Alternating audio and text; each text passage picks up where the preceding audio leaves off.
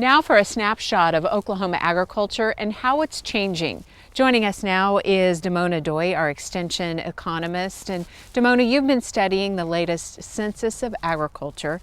And it may seem like an unusual question, but first let's start by defining what a farm is according to the USDA.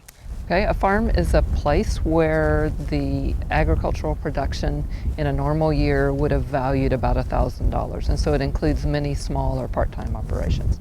In terms of Oklahoma in general, what are some of the highlights of what you've been looking at? Like the U.S., our farm numbers were down. The U.S. numbers were down about 3%. We lost about 7% of our farm numbers. The average age inched up to about 58.3 years, so our population is aging as it has in the U.S. About 90% of the operations are individual farm families. In addition, some of the partnerships and incorporated operations are also family farms. So you hear about big ag, but in fact, agriculture in general is more family farm. In terms of the business of farming, we've seen an increase in livestock and crop profits. How does that compare, though, to expenses?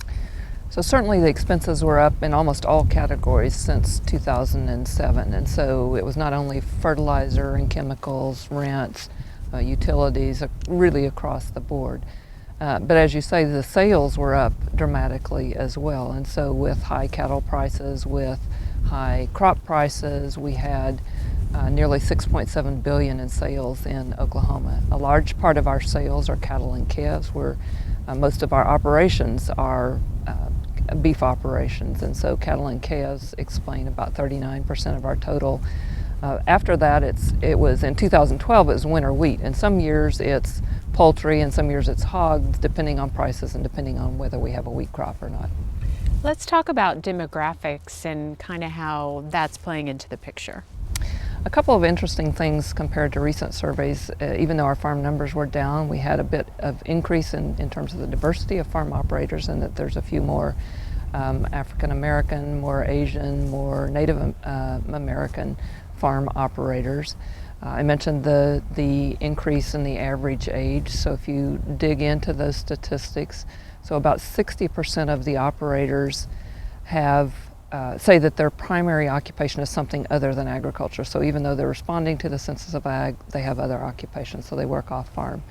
If you look at the age statistics of those 40% who say farming is their primary occupation, almost half of them are over 65. If you add in the 55 to 65 year age bracket, you add another 25%. So in Oklahoma, we're looking at 3/4 of our operators who consider themselves farmers as their primary occupation are over age 55. So that could have lasting impact, obviously, and kind of plays into why we need to study some of this information in the first place. Right, so I think if you think about the structure of agriculture going ahead, it's important to identify both opportunities and challenges. And so if you're concerned about the future of agriculture, want to make sure that there are young people to continue, then we have to help older operators think about how to transition not only the assets but also management of operations, and we need to make sure that the policies are in place to help do that. Okay, Damona Doye, thank you very much. And for a closer look at the latest Census of Ag, just go to sunup.okstate.edu.